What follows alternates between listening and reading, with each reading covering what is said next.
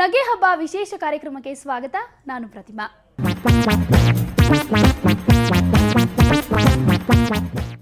ಧ್ವನಿಯಲ್ಲೇ ನೂರಾರು ವ್ಯಕ್ತಿಗಳನ್ನ ಆವಾಹಿಸಿಕೊಳ್ಳೋ ಇವರನ್ನ ಸಿಂಪಲ್ ಆಗಿ ಹೇಳಬೇಕಂದ್ರೆ ಮಿಮಿಕ್ರಿ ಕಲಾವಿದ ಅನ್ಬಹುದು.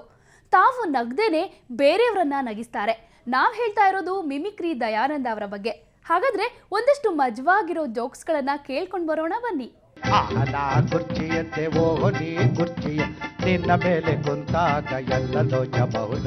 ಟಾಮ್ ಟಾಮ್ ಟಾಮ್ ಟಾಮ್ ಟಾಮ್ ಟಾಮ್ ಟಾಮ್ ಟಾಮ್ ಟಾಮ್. ಬಡ್ಕಬೇಕ್ರಿ, ಹುಡುಗಾಟ ಅಲ್ಲ. ಕರ್ನಾಟಕದಲ್ಲಿ ಒಂದು ಕುರ್ಚಿ ಮೇಲೆ ಕೂತ್ಕೊಳ್ಳೋದು ಅಂದ್ರೆ ಅಷ್ಟು ಹುಡುಗಾಟ ಅಲ್ಲ. ಸುಟ್ಟೋಯ್ತದೆ ನನ್ನ ಮಗದ್ದು. ಅಮ್ಮ ಏನು ಅನ್ಕೊಂಡ್ಬಿಟ್ಟವ್ರೆ ಜನ, ಕುರ್ಚಿ ಮೇಲೆ ಕೂತ್ಕೊಂಡು ದುಡ್ಡು ಮಾಡ್ಕೊಂಡ್ಬಿಡ್ತಾರೆ ಅಂತ. ಅಲ್ಲಿ ಹೋಗಕ್ಕೆ ಎಷ್ಟು ಕಷ್ಟ ಐತೆ ಯಾರ್ಯಾರ ಮಗನಿಗೆ ಗೊತ್ತು, ಅನುಭವಿಸಿದವ್ರಿಗೆ ಗೊತ್ತು ಅಷ್ಟೇ. ಊರಿ ಇವ್ರು ಕೂತ್ಕೊಂಡು ನಮಸ್ಕಾರ ಮಾಡ್ತಿರ್ತಾರೆ. ಕುರ್ಚಿ ನನಗೆ SLC ಪಾಸ್ ಆಗಿರಕ್ಕಿಲ್ಲ, 4 ಮರ್ಡರ್ ಮಾಡ್ಬಿಟ್ಟು ಕುರ್ಚಿ ಹುಡುಕ್ತಾರೆ. ನ್ಯಾಯವಾಗಿರೋರು ಬಡ್ಕತ್ತವ್ರೆ ಬಂದು ಕೂತ್ಕೊಳ್ಳೋಕೆ. ಇವ್ರು ನನಗೆ ಕುರ್ಚಿ ದುಡ್ಡು ಮಾಡ್ಕೊಂಡು ಹೋಗ್ಬಿಡ್ರಿ. ಬಿಡ್ತಾರ ನಮ್ಮ ಜನ? ದುಡ್ಡಿಗೆಲ್ಲಾರು ಬಿಟ್ಟು ಹಂಗೆ ಕಟಕತ್ ಕಡಿತದೆ. ಭಾಳ ಕಷ್ಟ ಇದೆ ರೀ ಅಪ್ಪ. ಪುಣ್ಯಾತ್ಮ, ಕುರ್ಚಿ ಪೂಜೆ ಮಾಡ್ತಿದ್ದೆಲ್ಲ ಏನಾಗಬೇಕು ಅಂತಿದ್ಯಾ? ನಮಸ್ಕಾರ ಯಜಮಾನ್ರಿ. ನಮಸ್ಕಾರ. ನಮಸ್ಕಾರ ಮಾಡಿನೇ ಒಂದು ದಿವಸ ಹತ್ಬಿಡ್ಬೇಕು ಅಂತ ಮಾಡೋರೆ. ಬರೀ ನಮಸ್ಕಾರದಲ್ಲೇ ದುಡ್ಡು ಮಾಡಬೇಕು ಅಂತಿದ್ರೆ ಹುಡುಗಾಟ ಅಲ್ಲ ಅಮ್ಮ. ನೀನು ಏನೇ ನಮಸ್ಕಾರ ಮಾಡು, ಆ ಟೈಮಿಗೆ ನೀನು ಕಾಣಿಸ್ಕೊಂಡ್ರೆ ಸರಿ, ಇಲ್ಲ ಅಂದ್ರೆ ಹೋಯ್ತಾ ಇರ್ತಾರೆ ಜನ, ಬರ್ತೋಯ್ತಾರೆ. ನಾನು ರಾಜಕಾರಣಕ್ಕೆ ಬರಬೇಕು ಅಂತ ಇದ್ದೀನಿ. ಬಂದ್ಬಿಡು ಮಗನೇ. ಸರಿಗೆ ಓದಿಲ್ಲ ಅಂದ್ರೆ ನೀನು ಹಣೆ ಬಾರ ಹಂಗೆ ಆಗ್ಬೇಕು ಅಂತ ಡಿಸೈಡ್ ಮಾಡಿದ್ರೆ ನಾವೇನು ಮಾಡೋಕ್ಕಾಗ್ತದೆ? ಯಾವ್ದಾರು ತಾಯಿ ತಂದೆ ನನ್ನ ಮಗ ರಾಜಕಾರಣಿ ಆಗಲಿ ಅಂತ ಬಿಟ್ಟಿಸ್ತಾರೇನ್ರಿ? ಕಷ್ಟಪಟ್ಟು ತಪ್ಪಿ ಆಗೋಗ್ಬಿಡ್ತಾರೆ ಅಷ್ಟೇ. ನನ್ನ ಮಗ ಇಂಜಿನಿಯರ್ ಆಗಲಿ, ನನ್ನ ಮಗ ಡಾಕ್ಟರ್ ಆಗಲಿ, ನನ್ನ ಮಗ PhD ಆಗಲಿ, ಅದು ಮಾಡಲಿ, ಅಮೆರಿಕಾಗೆ ಹೋಗಿ ದುಡ್ಡು ತಗೊಂಡ್ಬರಲಿ ಅಂತಾರೆ ಹೊರತು ಈ ರಾಜ್ಯ ಸರಿಯಾಗಿ ನೋಡೋಕ್ಕೋಸ್ಕರ ಒಂದು ಮಗು ಹುಟ್ಬಿಟ್ಟು ಇಲ್ಲಿ ಕೊಟ್ಟಿದ್ದಾರಾ? ಇಲ್ಲ. ತಪ್ಪಿ ಆಗ್ಬಿಟ್ಟವ್ರೆ. ಏನು ಮಾಡೋದು ಯಜಮಾನ್ರ? ನಾನು ಸಿನಿಮಾ ಮಾಡಿ ರಾಜಕೀಯಕ್ಕೆ ಬರಲ್ಲ, ರಾಜಕೀಯಕ್ಕೆ ಬಂದ ಸಿನಿಮಾ ಮಾಡಲ್ಲ. ಬೇಡ ಕಡೆ, ನೀನು ಡೈರೆಕ್ಟ್ ಆಗಿ ಸಿನಿಮಾ ಮಾಡಕ್ ಹೋಗ್ಬೇಡ, ಕಷ್ಟ ಆಯ್ತದೆ. ಯಾಕೆ? ಸಿನಿಮಾ ಮಾಡಬೇಕು, ಅದ್ರಲ್ಲಿ ನೀನು ಮಣ್ಣು ತಿನ್ಬೇಕು, ತಿರ್ಗಾ ದುಡ್ಡು ಮಾಡಬೇಕು, ತಿರ್ಗಾ ರಾಜಕೀಯಕ್ಕೆ ನಿಂತ್ಕೋಬೇಕು, ತಿರ್ಗಾ ವಾಲ್ಪೋಸ್ಟು, ಅದಕ್ಕೂ ವಾಲ್ಪೋಸ್ಟು, ಇದಕ್ಕೂ ವಾಲ್ಪೋಸ್ಟೇ. ಕಷ್ಟ. ಒಂದು ಕೆಲಸ ಮಾಡು, ಡೈರೆಕ್ಟ್ ಆಗಿ ನೀನು ಸಿನಿಮಾಗೆ ಹೋಗ್ಬಿಡು. ಬಹಳ ಒಳ್ಳೇದು. ಯಾಕೆಂದ್ರೆ ಆಮೇಲೆ ಸರ್ಕಾರದ ದುಡ್ಡಲ್ಲೇ ಆರಾಮಾಗಿ ಸಿನಿಮಾ ಮಾಡ್ಬೋದು. ರಾಜಕೀಯಕ್ಕೆ ಹೋಗಿ ನಿಂತ್ಬಿಟ್ರೆ ಸಾಕು, ಆರಾಮ್ ಸರ್ಕಾರದ ದುಡ್ಡಲ್ಲಿ ಸಿನಿಮಾ ಮಾಡೋದು, ಅದು ಚೆನ್ನಾಗಿದೆ. ಮಾಡ್ಬಿಡು. ನೀವು ರಾಜಕೀಯಕ್ಕೆ ನಿಂತ್ಕೊ ಅಂತ ಹೇಳಿದ್ರೆ ಮಂಡಲ ಪಂಚಾಯತಿ ನಿಂತ್ಕೊಳ್ಳ, ಜಿಲ್ಲಾ ಪಂಚಾಯತಿಗೆ ನಿಂತ್ಕೊಳ್ಳ, ಇಲ್ಲ ಪುರಸಭೆಗೆ ನಿಂತ್ಕೊಳ್ಳ, ಇಲ್ಲ ಲೋಕಸಭೆಗೆ ನಿಂತ್ಕೊಳ್ಳ. ಒಂದಕ್ಕಾದ್ರೆ ನಿಂತ್ಕೋಬಹುದು, ಇನ್ನು 2-3ಕ್ಕಾದ್ರೆ ನೀನೇನೋ ಓಡಾಡ್ಕೊಂಡೇ ಇರ್ಬೇಕಪ್ಪ. ಏನು ಮಾಡೋಕ್ಕಾಗಲ್ಲ. ನೋಡು, ಒಂದು ಕೆಲಸ ಮಾಡು. ಫಸ್ಟು ಈ ಮಂಡಲ್ ಪಂಚಾಯತಿ ಬೇಡ, ಬಹಳ ಕಷ್ಟ ಆಗ್ತಾ ಇದೆ. ಚಾಕು ಚೂರಿ ಹಿಡ್ಕೊಂಡೆ ಓಡಾಡ್ಬೇಕಾಗಿದೆ. ಡೈರೆಕ್ಟ್ ಆಗಿ MLA ನಿಂತ್ಕೊಂಡು ಓಡಾಡ ಏನಾಯ್ತದೆ ಅಂತ. MLA ನಿಂತ್ಕೊಳ್ಬೇಕಾದ್ರೆ ನನಗೆ ಏನೇನು ಇರಬೇಕು ಯಜಮಾನ್ರೆ? ಬಾಯಿ ಮುಚ್ಕೊಂಡು ಜೋಬಲ್ಲಿ ತುಂಬಾ ದುಡ್ಡಿರ್ಬೇಕು.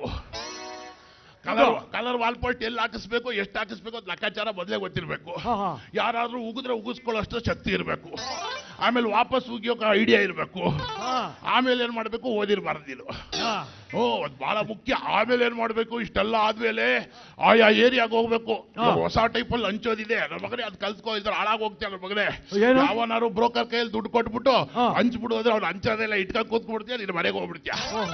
ಏನ್ ಡೈರೆಕ್ಟ್ ಆಗಿ ಹಂಚೋದ್ರೆ ಏನ್ ಗೊತ್ತಾ, ಹೊಸದಾಗಿ ಕಲ್ತ್ಕೊಂಡವ್ರೆ ಕೆಲವರು. ಏನು ಅಂದ್ರೆ ಪ್ರೊಸೆಷನ್ ಹೋಗೋದು. ಸಿನಿಮಾದವ್ರನ್ನ ಕರ್ಕೊಂಡು ಹೋಗ್ಬೇಕು ಜೊತೆಯಲ್ಲಿ, ಮತ್ತೆ ಸಿನಿಮಾದವ್ರನ್ನ ಕರ್ಕೊಂಡು ಹೋಗ್ಬೇಕು. ಯಾಕೆ ಗೊತ್ತಾ, ನಿನ್ನ ಮುಸುಡಿ ಯಾರು ನೋಡ್ತಾರೆ, ಅವ್ರ ಮುಸುಡಿ ನೋಡೋಕೆ ಬರ್ತಾರೆ, ನೀನು ಓಟಿಸ್ಕೋಬೇಕು ಅಷ್ಟೇ. ಆಮೇಲೆ ಅವ್ರು ಕರ್ಕೊಂಡು ಅವ್ರ ಮುಂದೆ ಹೋಯ್ತಾ ಇದ್ದಾಗೆ ನೀನು ಇಲ್ಲೊಂದು ಲಕ್ಷ 1,000 ರೂಪಾಯಿ ನೋಟ್ ಇಟ್ಕೊಂಡು ಹೋಗ್ಬೇಕು. ದುಡ್ಡು ಮತ್ತೆ ಏನಕ್ಕೆ? ಅವ್ರು ಮಂಗಳಾರತಿ ತಟ್ಟೆ ತರ್ತಾರೆ, ಗುಡ್ಸ್ನಲ್ಲಿ ಮಂಗಳಾರತಿ ತಟ್ಟೆ ತಗೊಂಡ್ ಬರ್ತಾರೆ. ಯಾಕೆ? ಸುಮ್ನೆ ತರ್ತಾರಪ್ಪ. ಅದು ತರುವಾಗ್ಲೇ ಗೊತ್ತಾಗ್ಬೇಕು ನಮ್ಗೆ. 1,000 ರೂಪಾಯಿ ನೋಟ್ ಹಾಕ್ಬೇಕು, ಆಮೇಲೆ ಮಂಗಳಾರತಿ ತಗೋಬೇಕು. ಜನ ಓಟ್ ಹಾಕ್ತಾರೆ. ಯಾಕೆ ಅಂತ ಕೇಳು. ಯಾಕೆ? ಪ್ರಮಾಣ ಮಾಡಿರ್ತಾರಲ್ಲ ದೇವ್ರ ಮುಂದೆ, ಅದಕ್ಕೆ ಹಾಕ್ತಾರೆ. ಗ್ಯಾರಂಟಿ ಓಟ್ ಬೀಳ್ತಾರೆ. ಹೌದು. ಆಮೇಲೆ ಚಿಕ್ಕ ಮಕ್ಳನ್ನ ತಗೋಬೇಕು. ಸುಮ್ನೆ ಮುದ್ದಾಡೋಂಗ್ ತಗೊಳ್ಬಿಟ್ಟು 1,000 ರೂಪಾಯಿ ನೋಟ್ ಇಟ್ಬಿಟ್ಟು ಜೊತೆಲಿ ಕೊಡ್ಬೇಕು. ಮಗು ಮೇಲೆ ಇಟ್ಟು ಪ್ರಮಾಣ ಮಾಡ್ದಂಗೆ ಆಯ್ತದೆ. ಹೊಟ್ಟೆ ಓಟ್ ಹಾಕ್ತಾರೆ. ನಮ್ ಜನ ಸೆಂಟಿಮೆಂಟ್ಗೋಸ್ಕರ ಏನ್ ಬೇಕಾದ್ರೂ ಮಾಡ್ತಾರ್ರಿ. ಹಂಗೆ ಓಟ್ ಬರ್ತದೆ. ಮತ್ತೆ ಡೈರೆಕ್ಟ್ ಆಗಿ ಹಂಚ್ಬೇಕು ನೀನು. ಏರಿಯಾ ಹೋಗಿ ಡೈರೆಕ್ಟ್ ಆಗಿ ಹಂಚ್ಬಿಟ್ಟು ನಮಸ್ಕಾರ ಮಾಡಿ ಬರಬೇಕು. ಆಮೇಲೆ ಯಾವ ಹೊತ್ನಲ್ಲಿ ಎಲ್ಲಿ ಬಾಟ್ಲ್ ಕೊಡ್ಬೇಕು ಅಲ್ಲಿ ಕೊಡ್ಬೇಕು, ಎಲ್ಲಿ ಗುಂಡು ಕೊಡಬೇಕು, ಎಲ್ಲಿ ಮಟನ್ ಕೊಡಬೇಕು ಅದೆಲ್ಲ ಕೊಟ್ಟು ಆಮೇಲೆ ನೀನು ಹಣೆ ಬಾರ ಚೆನ್ನಾಗಿದ್ರೆ ಓಟ್ ಹಾಕ್ತಾರೆ. ಅದೇನೋ ಸಾಕಾರ ನಗರದಂತ ಜನ ಆದ್ರೆ ಇಂಟೆಲಿಜೆಂಟು, ಅವ್ರು ಹಾಕಲ್ಲ. ಅವ್ರಿಗೆ ಯಾರನ್ನ ಗೆಲ್ಸ್ಬೇಕು ಅಂತ ಗೊತ್ತು, ಅವ್ರನ್ನೇ ಗೆಲ್ಸೋದು. ನಿನ್ ಮಾತ್ರ ಒಂದು ಮೂಲೆಯಲ್ಲಿ ಕೂರಿಸ್ಬಿಡ್ತಾರೆ. ಹುಷಾರಾಗಿರು. ಓ. ಯಜಮಾನ್ರೆ ಓ. ಈ ರಾಜಕೀಯಕ್ಕೆ ನಿಂತ್ಕೊಂಡ್ರೆ ನಿಂತ್ಕೊಂಡ್ಬಿಡ್ತೀನಿ ಎಂತ? ಹಾಕಿರೋ ಬಂಡವಾಳ ವಾಪಸ್ ಬರೋದಿಂಗೆ ನನ್ನ ಮಗನೇ ಅದು ಬಹಳ ಇಂಪಾರ್ಟೆಂಟು. ಅಯ್ಯೋ ಹಾಕಿರೋ ಬಂಡವಾಳ ವಾಪಸ್ ತಗೊಳ್ಳೋದು ಅಷ್ಟು ಹುಡುಗಾಟ ಅಲ್ಲಪ್ಪ, ಬಹಳ ಕಷ್ಟ. ಹಾ. 3 ಅಂತಸ್ತು ಮಾಡಿ ಕಟ್ಟಿಸ್ತೀಯಾ, ಹಾ ಯಾವ್ಯಾವ ಫ್ಲೋರ್ಗೆ ಎಷ್ಟೆಷ್ಟು ಬಾಡಿಗೆ ಬರುತ್ತೆ ಅಂತ ಲೆಕ್ಕ ಹಾಕೊಂಡು ಅಷ್ಟೇ ತಾನೇ ದುಡ್ಡು ಬಿಡಬೇಕು. ಹೌದೌದು ನೀನ್ ಸಿಕ್ಕಾಪಟ್ಟೆ ದುಡ್ಡು ಹಾಕ್ಬಿಟ್ರೆ ನಿನ್ ತಾತ ವಾಪಸ್ ಕೊಡ್ತಾನ. ಅದಕ್ಕೆ ಅವಾಗ ನಿಂತ ಮೇಲೆ ನಿನ್ ಮಿನಿಸ್ಟರ್ ಆಯ್ತ್ಯಾ ಅಥವಾ ಆದ್ರೆ ಎಷ್ಟು ದುಡ್ಡು ಖರ್ಚು ಮಾಡಬೇಕು, ಆಗದೆ ಹೋದ್ರೆ ಎಷ್ಟು, ಆಗಕ್ಕೆ ಎಷ್ಟು ಖರ್ಚು ಮಾಡಬೇಕು, ಇದೆಲ್ಲ ಲೆಕ್ಕ ಹಾಕೊಂಡು ಚೆನ್ನಾಗಿ ಹಾ. ಆಮೇಲೆ ನೋಡಪ್ಪ ನೀನ್ ದುಡ್ಡು ಹಾಕ್ಬೇಕು. ಇಲ್ಲ ಆದ್ರೆ ಇಡೀ ಜೀವನ ಕುಂತ್ಕೊಂಡು ತಿನ್ನೋಷ್ಟು ಮಾಡ್ಕೋಬೇಕು. ಯಾಕಂದ್ರೆ ಸೋತೋದ್ರೆ ನನ್ನ ಮಗನೇ ಮಣ್ಣು ಮುಕ್ಕಲ್ಲ, ಏಟ್ ಬಿದ್ರು ಹಾವು, ಆಮೇಲೆ ಸೋತೋದ್ ರಾಜಕಾರಣಿ ಎರಡೂ ಒಂದೇ. ಹೌದಾ ಜನ ನೋಡಿದ್ರೆ ಬುಸ್ತಂತಾರ ಅವರು. ಹಾ. ಅದಕ್ಕೆ ನಮ್ಮ ಮಗನೇ ಆತರ ಕಷ್ಟಪಟ್ಟವ್ರು ಇದ್ದಾರೆ. ಇದಾರಾ? ಮತ್ತೆ ಹುಡುಗಾಟನ 50-50 ಮಾಡೋರು 20 ತಿಂಗಳು ಈ ರಾಜ್ಯನ ಆಡಿದ್ದಾರೆ. ಹುಡುಗಾಟ ಅಲ್ಲ, ಆದ್ರೆ ಒಂದೇ ಒಂದು ಮಿಸ್ಟೇಕ್ ಮಾಡಿದ್ರು ಅವರು. ಏನು? ಅವ್ರ ಅಪ್ಪ ಹೇಳ್ದಾಗೆ ಕೇಳ್ಬಿಟ್ರು. ಅಪ್ಪ ಹೇಳ್ದಂಗೆ ಕೇಳಬಾರ್ದು ರಾಜಕೀಯದಲ್ಲಿ, ಜನ ಹೇಳ್ದಂಗೆ ಕೇಳ್ಬೇಕಪ್ಪ. ಅಪ್ಪ ಹೇಳ್ದಂಗೆ ಕೇಳಕ್ ಶುರು ಮಾಡ್ಬಿಟ್ಟು ಹಗಲು ರಾತ್ರಿ ಕಷ್ಟಪಟ್ರೆ ಏನಂತೆ ದೇವ್ರದೇ 20 ತಿಂಗಳಿಗೆ ಇಳಿದೋಗ್ಬಿಟ್ರು. ಆಮೇಲೆ 20 ತಿಂಗಳು 50-50 ಅಂದ್ರು. ಏನ್ ಕಬಡ್ಡಿ ಆಟ ಅನ್ಕೊಬಿಟ್ಟಾರೆ ಕರ್ನಾಟಕ ಸರ್ಕಾರನ. 50-50 ಅನ್ಕೊಬಿಟ್ಟು ಮನೆಯಿಂದ ಆಚೆ ಹೋಗ್ಬಿಟ್ರು. ಮನೆಯಿಂದ ಆಚೆ ಹೋಗ್ಬಿಟ್ರು. ಈಗ ಹೊರಗಡೆ ನಿಂತ್ಕೊಂಡು ಬುಸ್ಕೊಡ್ತಾರೆ. ಯಾರು ಏನೇ ಆಗ್ಲಿ ಬುಸ್ ಅಂತ ಬರ್ತಾರೆ ಆಚೆಗೆ. ನಿಜವಾಗ್ಲೂ ಹೇಳ್ತೀನಿ, ಹುಡುಗಾಟ ಅಲ್ಲ ಅಬ್ಬಾ, ಎಲ್ಲ ಎರಡೆರಡು ಅವ್ರಿಗೆ. ಎರಡೆರಡು? ಕಣ್ಣೆರಡು, ಕೈ ಎರಡು, ಹಾ. ಕಾಲೆರಡು, ಹಾ. ಇನ್ನೇನೇನು ಎರಡೋ ದೇವ್ರಿಗೆ ಗೊತ್ತು. ದೇವ್ರೆ ಎಲ್ಲ ಎರಡೆರಡು. ಆದ್ರೆ ನಿಷ್ಠಾವಂತ ಅಬ್ಬಾ, 20 ಗಂಟೆ ಕಾಲ ಒಂದು ದಿನಕ್ಕೆ ಕೆಲಸ ಮಾಡಿದ್ರು ಬಹಳ ನಿಷ್ಠೆಯಿಂದ. ಹಾ. ಆದ್ರೂ ಅವ್ರು ನಿಲ್ಸೋರು, ಹುಡುಗಾಟ ಅಲ್ಲ. ಆದ್ರೆ ಮತ್ತೆ ಹೊರಗಡೆ ನಿಂತ್ಕೊಂಡು ಕಾಯ್ತಾಳೆ, ಯಾವಾಗ ಬರ್ತಾರೋ ಗೊತ್ತಿಲ್ಲ. ಮಾತೆತ್ರ ಹಳ್ಳಿಗೆ ಹೋಗ್ತಾರಪ್ಪ. ಹಳ್ಳಿಗೆ ಹೋಗಿ ಸುಸ್ತಾಗಿ ಕರ್ಕೊಂಬತ್ತೀನಿ, ಬರ್ತಾರ ನೋಡು, ಎಲ್ಲಿದ್ದಾರೆ? ಬರ್ತಾವ್ರು ನೋಡು ಅವರು. ಅಬ್ಬಾ ಬಹಳ ಅಪ್ಪನ ಮಾತು ಕೇಳಿ ಎಲ್ಲವೇನ್ ಬೇಕಾದ್ರೂ ಮಾಡೋದು. ಸ್ವಾಮಿ ನೀವು, ನಿಮಗೋಸ್ಕರ ಜನ ಕಾಯ್ತಾವ್ರೆ, ಮಾತಾಡಿ. ಇವತ್ತು ವಿಷಯ ಏನಪ್ಪಾ ಅಂತಂದ್ರೆ, ಇವತ್ತು ಏನು ಒಂದು 3ನೇ ಮಹಡಿನಲ್ಲಿ ಒಂದು ಚಾವಿಯನ್ನ ಕೊಟ್ಟಿರ್ತಕ್ಕಂಥ ಸಂದರ್ಭದಲ್ಲಿ ಹೌದೌದು, 3ನೇ ಮಾಡಿಗೋಸ್ಕರ ಜನ ಕಾಯ್ಕೋ ಕೂತಾವ್ರು. ಯಾರು ಹತ್ತಾರೋ ಯಾರು ಬೀಳ್ತಾರೋ, ಯಾರು ಹತ್ತಾರೋ ಯಾರು ಬೀಳ್ತಾರೋ ಅಂತ. ಇವತ್ತು 20-30 ವರ್ಷಗಳಿಂದ ನನ್ನ ತಂದೆಯವರು ಮತ್ತು ಎಲ್ಲ ದೊಡ್ಡವರಂತಂದ್ರು ಆ ಮನೆಯನ್ನ ನಡೆಸಿದ್ರು. ನಡ್ಸಿದ್ರಪ್ಪ, ಮನೆ ನಡ್ಸಿದ್ರು. ನನಗೆ ಮನೆಯಲ್ಲಿ ಕೆಲವು ಬದಲಾವಣೆಗಳನ್ನ ಮಾಡ್ತಕ್ಕಂಥ ಒಂದು ಅವಕಾಶ ಬಂತು. 2 ಮನೆ ಬೇಕಾದ್ರೂ ಮಾಡ್ತೀರಿ ನೀವು, ಬದಲಾವಣೆ ಮಾಡ್ತೀರಿ. ಇವತ್ತು ಆ ಚಾವಿನ ಕೊಂಡಂತ ಒಂದು ಸಂದರ್ಭದಲ್ಲಿ ನನಗೆ ಕೊಟ್ಟದ್ದು ಕೇವಲ 20 ತಿಂಗಳು ಮಾತ್ರ. ಹುಲ್ಲು ಹೊತ್ಕೊಂಡು ತಲೆ ಮೇಲೆ ತಿರ್ಗಾಡಕ್ಕೆ ಅಷ್ಟು ಬೇಕಾದಷ್ಟು ಆಗೋಗ್ಬಿಟ್ಟಿತ್ತು. ಇವತ್ತು ಆ 20 ತಿಂಗಳು ಕೂಡ ಆ, ಮನೆಯನ್ನ ಶುದ್ಧವಾಗಿ ಬಣ್ಣ ಎಲ್ಲ ಮಾಡಿಸಿ 40 ವರ್ಷಗಳಿಂದ ಮನೆ ಇದ್ದಾಗಿತ್ತು. ಹೌದು ಮತ್ತೆ ಮನೆಯಲ್ಲಿ ನೀರುಗಳೆಲ್ಲ ಸುರಿತಾ ಇತ್ತು. ಹೌದು ಸ್ವಲ್ಪ ರಿಪೇರಿ ಮಾಡಿಸಿ ನನಗೆ ಕೊಟ್ಟದ್ದು 20 ತಿಂಗಳು ಮಾತ್ರ. ಹೌದು. ಕೆಲವ್ರು ಬಾಯಲ್ಲಿ ನೀರು ಸುರಿಸ್ಕೊಟ್ರು, ಕೆಲವ್ರು ಬಿಡ್ಗಳು ಸುರಿಸ್ಕೊಟ್ರು. ಇವತ್ತು ಆ ಸಂದರ್ಭದಲ್ಲೂ ಕೂಡ 20 ತಿಂಗಳು ಆದ ಮೇಲೆ ಆ, ಮನೆ ಚಾವಿಯನ್ನ ಬೇರೆಯವರಿಗೆ ಕೊಡೋದಕ್ಕೆ ನನಗೆ ಮನಸ್ಸು ಬರಲಿಲ್ಲ. ನನ್ನ ಮಗನ್ ಮಾತಾಡಿದ್ಮೇಲೆ ಕೊಡ್ಬೇಕಾಗಿತ್ತಪ್ಪ, ಇಲ್ದ್ರೆ ಜನ ಮಕ್ಕೋಗಿ ಅಲ್ವಾ, ಕೊಟ್ಬಿಡ್ಬೇಕಾಗಿತ್ತು. ವಾಪಸ್ ಕಿತ್ಕೊಬೋದಾಗಿತ್ತು ಯಾವಾಗ ಬೇಕಾದ್ರು. ಇವತ್ತು ನಾನು ಕೊಡದೇ ಇರೋದೇ ಸರಿ ಅಂತ ಊರಿನ ಜನ ಮೊಕ್ಕುಗಿತಾ ಇದ್ದಾರೆ. ಓ, ಅದ್ರ ಬಗ್ಗೆ ನಾನು ಮಾತನಾಡಿಕ್ಕಾಗಲ್ಲ. ಬೇಕಾದ್ರೆ ನಮ್ಮ ಊರವ್ರನ್ನೆಲ್ಲ ಕರೆಸಿ ಪಂಚಾಯತಿ ಮಾಡಿ. ಉಗಿಲಿ ಬಿಡ್ರಿ, ಟವಲ್ ಇಟ್ಕೊಂಡಿದ್ರಲ್ಲ ವರ್ಷಗಳು.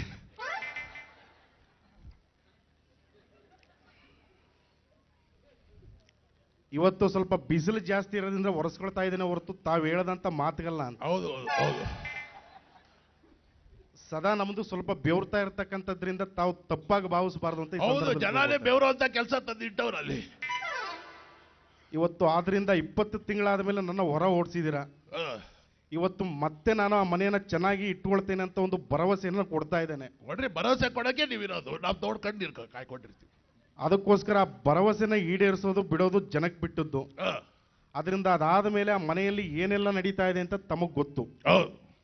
ಅದರಿಂದ ಮುಖ್ಯವಾಗಿ ನಾವು ಊರಿನ ಜನಗಳಿಗೆ ಬಂದಂತ ಸಂದರ್ಭದಲ್ಲಿ ಆ, ಒಂದು ನೀರು ಮಜ್ಜಿಗೆಯನ್ನ ಕೊಡ್ತಕ್ಕಂಥ ವ್ಯವಸ್ಥೆಯನ್ನಾದ್ರೂ ಮಾಡಬೇಕಾಗಿದೆ. ಕೊಡ್ರಿ, ಅದು ಕೊಟ್ರೆ ಸಾಲದ ಜೊತೆಲಿ ಏನೇನು ಕೊಡ್ಬೇಕು ಅದೆಲ್ಲ ಕೊಡ್ಬೇಕು ಅಂದ್ರೆ ಜನ ಒಪ್ಕೋಬೇಕಲ್ಲ. ಮನೆಯನ್ನ ರಿಪೇರಿ ಮಾಡಿಸೋದನ್ನ ಹೊರತು ನಾನು ಹೋಗಿ ಊರಿನ ಮಧ್ಯೆ ಯಾವುದೊಂದು ಗುಡಿಸಲುಗಳೆಲ್ಲ ವಾಸ ಮಾಡ್ತಾ ಇದ್ದೆ. ಎಲ್ಲಿ ಬೇಕಾದ್ರೂ ಹೋಯ್ತೀರಿ, ಪ್ಲೇನಲ್ಲಿ ಹೋಯ್ತೀರಿ, ಹೆಲಿಕಾಪ್ಟರ್ ಹೋಯ್ತೀರಿ, ಗುಡ್ಸಲ್ಗೆ ಹೋಯ್ತೀರಿ, ಎಲ್ಲಿ ಬೇಕಾದ್ರೂ ಹೋಯ್ತೀರಿ. ನಿಮ್ಮ ಕರ್ನಾಟಕ ಎಲ್ಲಿ ಬೇಕಾದ್ರೂ ಹೋಗ್ಬೋದು. ಅಬ್ಬಾ, ಆದ್ರಿಂದ ನಾನು ಇನ್ನು ಹೆಚ್ಚಿಗೆ ಮಾತನಾಡಲಿಕ್ಕೆ ಈ ಸಂದರ್ಭದಲ್ಲಿ ಇಚ್ಛೆ ಪಡೋದಿಲ್ಲ. ಬೇಡ ಬಿಡಿ.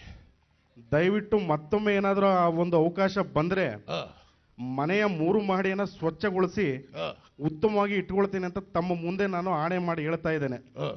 ಅದರಿಂದ ಆಣೆ ಮಾಡೋದಕ್ಕೆ ಮತ್ತೆ ಹೋಗುವಂತ ಪ್ರಮೇಯ ಇಲ್ಲ, ಜನನೇ ಸಾಕ್ಷಿ. ಬೇಡ ಬೇಡ, ತಿರ್ಗಾ ಧರ್ಮಸ್ಥಳಕ್ಕೆ ಹೋದ್ರೆ ಕಷ್ಟ ಆಯ್ತದೆ. ಅಯ್ಯೋ ಕಷ್ಟ ಪಾಪ. ಧರ್ಮಸ್ಥಳ ದೇವ್ರಿಗೆ ಬೇಜಾರಾಗಿದೆ, ಯಾರು ಬಂದು ಏನು ಆಣೆ ಹಾಕ್ತಾರೋ ಅಂದ್ಬಿಟ್ಟು ಆ ಮನುಷ್ಯರೇ ಆ ಕಡೆ ತಿರ್ಕೊಂಡು ನಿಂತ್ಬಿಟ್ಟವ್ರು ಪಾಪ. ಓ, ಅದರಿಂದ ಇಷ್ಟು ಹೇಳಿ ಆ. ನನ್ನ ಒಂದು ಮಾತುಗಳನ್ನ ಮುಕ್ತಾಯ ಮಾಡ್ತಾ ಇದ್ದೇನೆ. ಎಲ್ಲರಿಗೂ ಶುಭವಾಗಲಿ. ನೀವು ಶುರು ಮಾಡೋದೇ ಕಷ್ಟ, ಮುಕ್ತಾಯ ಮಾಡೋದು ಏನು ಸುಲಭನೇ ಬಿಡಿ. ಮಾಡ್ತೀರಾ ಓಡ್ ಬನ್ನಿ, ದೇವ್ರು ಒಳ್ಳೇದು ಮಾಡಲಿ. ಯಾವ ಉದ್ದಲ್ಲಿ ಯಾವ್ಯಾವ ಆವಿದೆಯೋ ನೋಡ್ಕೊಂಡು ಹೋಗಿ ಹುಷಾರಾಗಿ. ನಗೆ ಹಬ್ಬ ಕಾರ್ಯಕ್ರಮ ಮುಂದುವರಿಯುತ್ತೆ ಒಂದು ಸಣ್ಣ ಬ್ರೇಕ್ನ ನಂತರ.